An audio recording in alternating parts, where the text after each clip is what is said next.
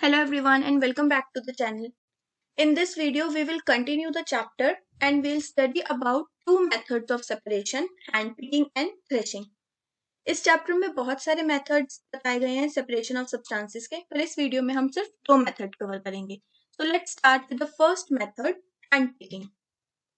Now hand picking method आपको इसके नाम से ही पता चल रहा है, जो आप इजीली हाथों से चुनकर इम्प्योरिटीज को अलग कर दो, ठीक है, सेपरेट कर दो, तो वो मेथड क्या हो जाता है हमारा हैंड पिकिंग मेथड.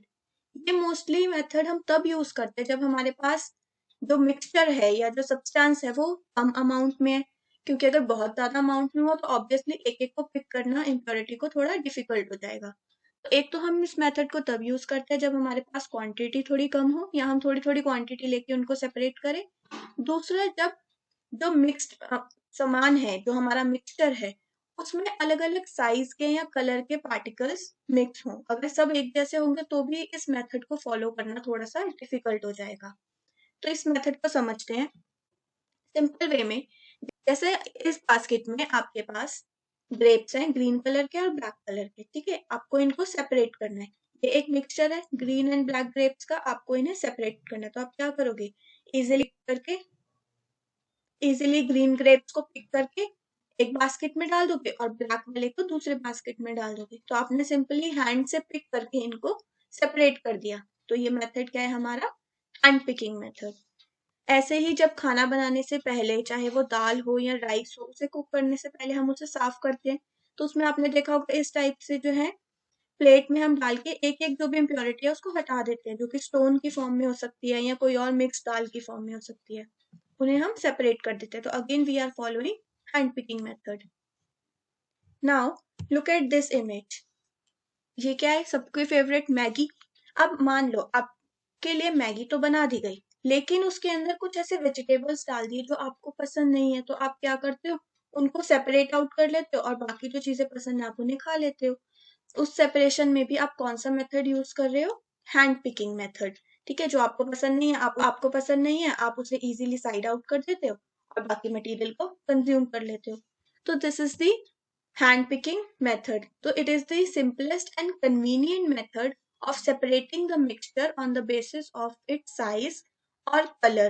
ठीक है, in this simply we pick out the impurities and throw them.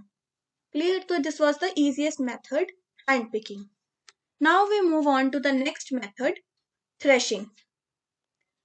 अब इस threshing method में क्या होता है, ये थोड़ा सा different है और यूजुअली इस मेथड को जो है फार्मर्स फॉलो करते हैं. हम घरों में या और जगह पे बहुत रेयरली देखते हैं. तो इस मेथड में क्या होता है, ये मेथड जनरली यूज होता है क्रॉप्स में से ग्रेन्स को बाहर निकालने में. जैसे जो वीट हो गया, राइस, मेज, बाजरा, ये सब क्या होते हैं, क्रॉप्स में छोटे छोटे ग्रेन्स लगते हैं. ठीक है, जैसे कि इस पिक्चर में देखिए, इस टाइप से हमारे पास क्रॉप्स होती है. ये जो क्रॉप की स्टेम होती है इसे हम कहते हैं स्टॉक. इस स्टॉक के ऊपर आपको यहाँ पे ये चीज दिख रही है, इनके अंदर होते हैं हमारे ग्रेन्स. जैसे अगर ये वीट क्रॉप है तो इसके अंदर अगर हम एक एक को खोलेंगे तो इनके अंदर वीट के, गेहूं के दाने होते हैं. तो इस केस में हैंड पिकिंग बहुत डिफिकल्ट है कि एक एक दाने को आप खोल खोल के निकाल रहे हो, ठीक है, इस टाइप से. तो बहुत ज्यादा टीडियस वर्क हो जाएगा. तो ऐसे में फार्मर्स क्या करते हैं, सारी जो हमारी क्रॉप्स होती हैं उनको हार्वेस्ट कर लेते हैं. हार्वेस्ट मीन्स जब वो पक जाती है, मेच्योर हो जाती है, उन्हें कट कर लेते हैं. कट करके उनके बंचेस बनाते हैं और फिर बंचेस बनाने के बाद उन्हें एक जगह पे बहुत जोर से हिट किया जाता है. ठीक है, बहुत जोर जोर से जो है थ्रो किया जाता है एक जगह पर. ऐसा करने से क्या होता है, जो इनके वीट के ऊपर जो पॉड्स थे जिसके अंदर से ग्रेन्स निकलने थे, वो जगह खुल जाती है और उसमें से सारे ग्रेन्स बाहर गिर जाते हैं. जैसे आप सिंपल एक टर्म में सोचो, आपके पास एक बैग है, उसमें आपने बहुत सारा सामान भर दिया. अब उस बैग को आप जोर से नीचे फेंकोगे तो वो बैग फट जाएगा और उसके अंदर से सारा सामान बाहर आ जाएगा. सेम इसी मेथड को यहाँ पे फॉलो करते हैं. हम हार्वेस्टेड क्रॉप्स के जो है बंचेस बना लेते हैं और फिर उन्हें जोर जोर से बीट किया जाता है एक जगह पर. बीट करने से स्टॉक के ऊपर जो लगा हुआ ग्रेन है वहां से वो पॉड खुल जाता है और सारे ग्रेन्स बाहर गिर जाते हैं और हमारे पास स्टॉक्स बच जाती है. मतलब ये जो सूखी हुई जो लकड़ियां होती हैं, जो इनके स्टेम्स होती हैं, ये बच जाती है, जो बाद में फॉडर का काम करती है. मीन्स जो हमारे केटल्स होते हैं उनको चारा डालने में यूजफुल होते हैं. तो इस टाइप से आप देख सकते हो, जैसे यहाँ पर ये जो फार्मर है इसे बीट कर रहा है, ये सारे ग्रेन्स यहाँ पर इकट्ठे हो गए। थोड़े बहुत डस्ट पार्टिकल्स इसमें रहते हैं, पर एटलीस्ट मेजर पार्ट जो है ग्रेन्स का वो हमें ऑब्टेन हो गया। बाकी डस्ट पार्टिकल हम दूसरे मेथड से रिमूव कर देंगे। ठीक है, तो इस टाइप से हम ग्रेन्स को अपनी क्रॉप से सेपरेट कर पाते हैं, और इस मेथड को हम कहते हैं थ्रेशिंग।